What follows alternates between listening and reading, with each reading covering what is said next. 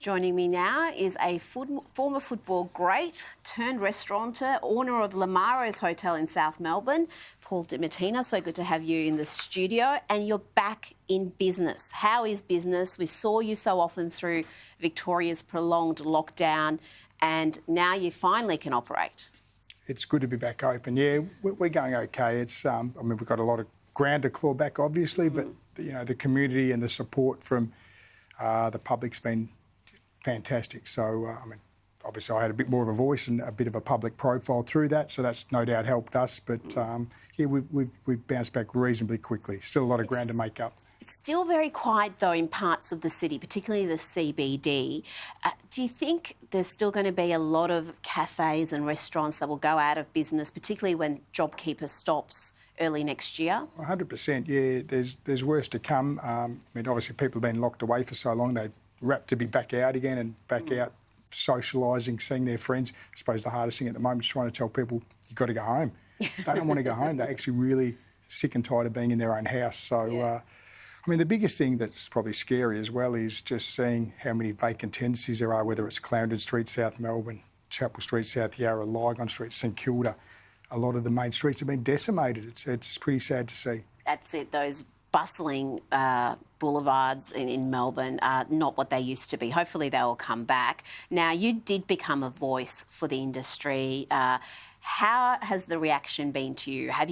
I'm sure you've copped some criticism from some fairly political types, but have you also got support from people who've appreciated absolutely, what you've done? The support's been phenomenal, and I just have to thank everyone who has supported us as a business, and friends of mine who are in business as well. A lot of people have been fabulously supported. I did have a voice, and as I said, the feedback's been fabulous, and we do have a fabulous lot of people that have come from everywhere to say hello and say thank you for talking up and being a little bit of an outspoken mouthpiece.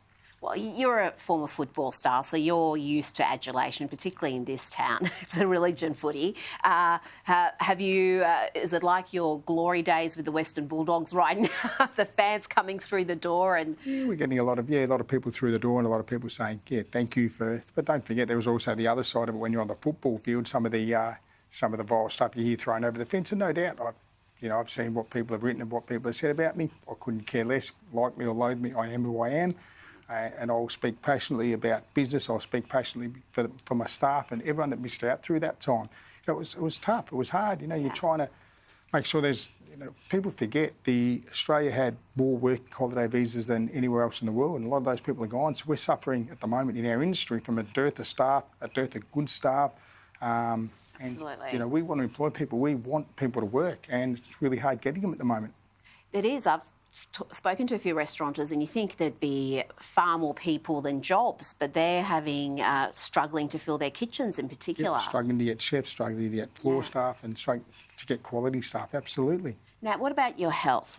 Because really the stress that small business owners went through that period, not knowing how long this was going to stretch for, how their staff were going to survive, how their business was going to survive. And I know people were concerned about you. Sometimes we saw you on Sky and you seemed really deeply hurt by what was happening. How's your health? I'm on the rebound. I suffer from a rare autoimmune problem called myasthenia gravis. Just the stress of everything that I declined rapidly through the last few months. I'm on the way back at the moment, having some treatment for it. Stress, it's amazing what it does to you, and just not being able to run a business and have money come through the door and just, support your staff and do everything that you should do as a business owner. It was stressful. It's great to be bounced back, isn't it? I mean, that was one of the injustice of it, because there's nothing you could do. It's basically these rules, reasonable or otherwise, imposed on you, and you just have to deal with it. I don't want to add to your stress, but do you have any concerns that if there is a cluster of infections that the Victorian government will lock down again? We've seen New South Wales have a number of clusters and they've never gone down that road, but are you concerned that will happen in Victoria?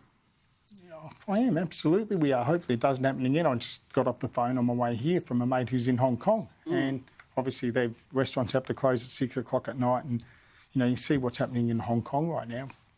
Obviously I still believe in Australia we're so far from the rest of the world, and we have done a really good job of making sure we've controlled this thing and our borders are closed, and I suppose the positivity about our borders being closed, I mean, our domestic tourism, we're coming to that holiday season, you know, our country's great. People should be wanting to stay within Australia and not want to travel overseas, spend your money here. We've got so many natural resources and wonders here in Australia that I think people actually forget about at times. They really do forget how good our country actually is. And the reason my grandparents wanted to come to Australia, and no doubt your family's come from overseas as well, we are a great country and we need to become great again.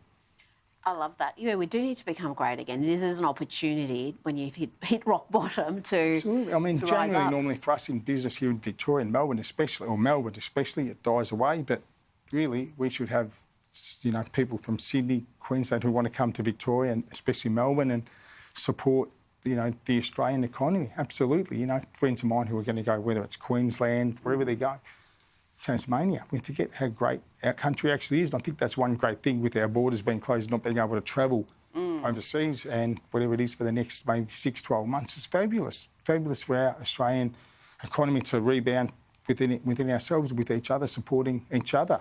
Now, it's so good to see business is booming for you and things are back on track. Paul Dimattina, thank you so much for joining us. Thanks, Rita. Yeah, thank you.